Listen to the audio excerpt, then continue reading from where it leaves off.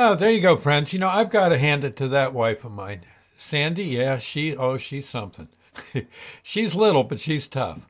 And actually, she is tough. She used to be a Taekwondo instructor. Yeah, so yeah, no, and she could, she might be tiny, but she sure can hit. No, she's never hit me. Thank heaven. I've seen her out there in the backyard breaking boards. Oh, yeah.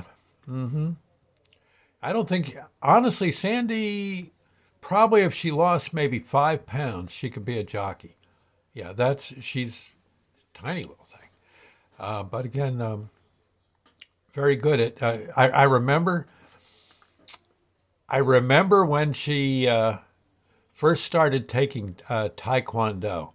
She, again, she just came over to me one day. Yeah, I guess, we were married maybe four years, something like that at that point.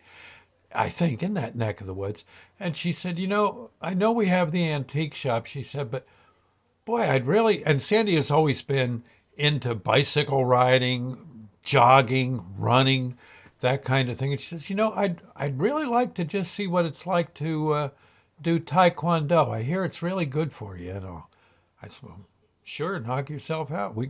Well, don't knock yourself. Don't let someone else knock you out either. Just go ahead and see what you think. You'll probably like it.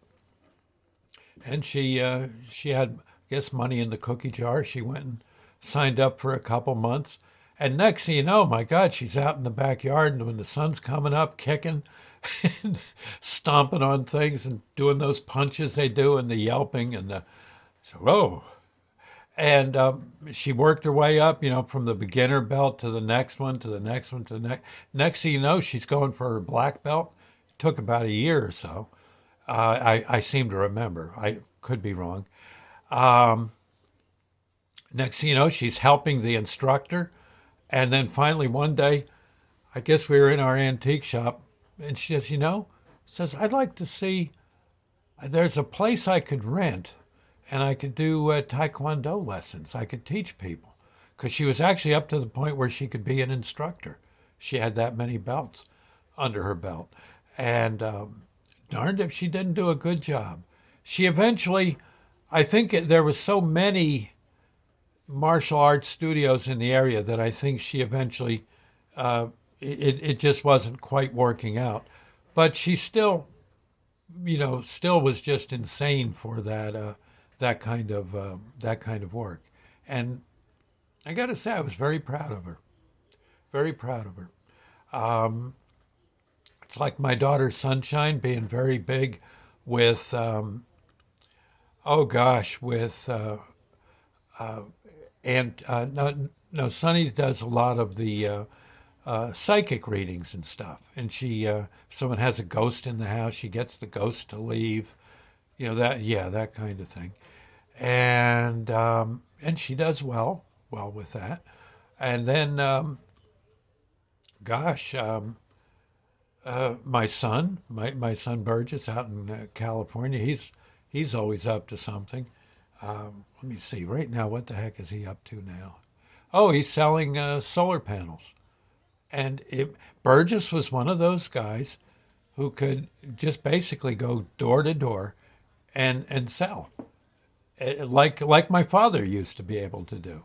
And it's amazing the talents that people have if you let them grow those talents. It's really really amazing. Me, gift of gab, and I did, I think, fairly well in radio, and I love these videos I do. It's To me it's fun to tell stories. I always have loved telling stories, writing stories, telling stories. I've written books and stuff, yeah, and I'm I'm happy doing that. You really do want to think if you're doing something for a living and you're not really digging it, you might want to think, what is it I'd really like to do?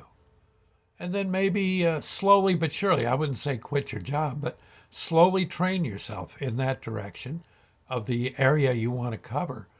And next thing you know, a year or two later, you might be, I don't know, you might be making blintzes because that's what you always wanted to do. Just think hard on it and then give it a whirl. You can always go back to the crummy job later if it don't work if it doesn't work out.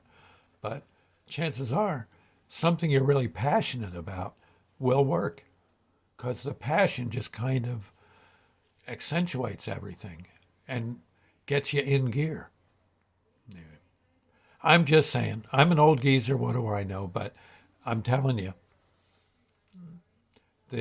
a big mistake is to go into doing something for your livelihood that you don't really dig. Now, all jobs, even the ones you love, will have their bad moments, of course, but you somehow get through them okay if what you're doing is something you really, really enjoy and have a feeling for, a gift for. Just saying, think it over and see. It'd be.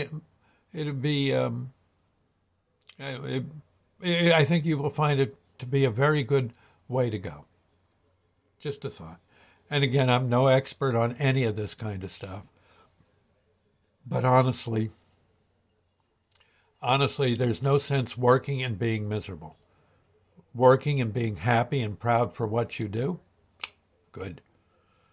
I think a lot of truckers are very proud of how they drive their trucks. If you think about it, they're happy as clams heading down the highway. Most cases. Oh, there's days when you're not going to be that happy, but a lot of days you'll be saying, "Oh boy, we're heading out to Phoenix in the big rig," and out you go. Yeah. Okay. Anyway, I thought I'd say, I'll see you later. God bless. I've got to get to work. And like I said, I don't really mind supermarkets. I kind of dig them. So that's where I'm working at the moment. I'd sooner have a radio job, but radio anymore, I don't know. I don't think what I did on the radio is welcome much anymore. All the music and DJing and interviewing people, it seems like more now I don't know, it's sort of become uh, politics, a lot of politics and stuff. Yeah. Okay, I'll see you later. God bless.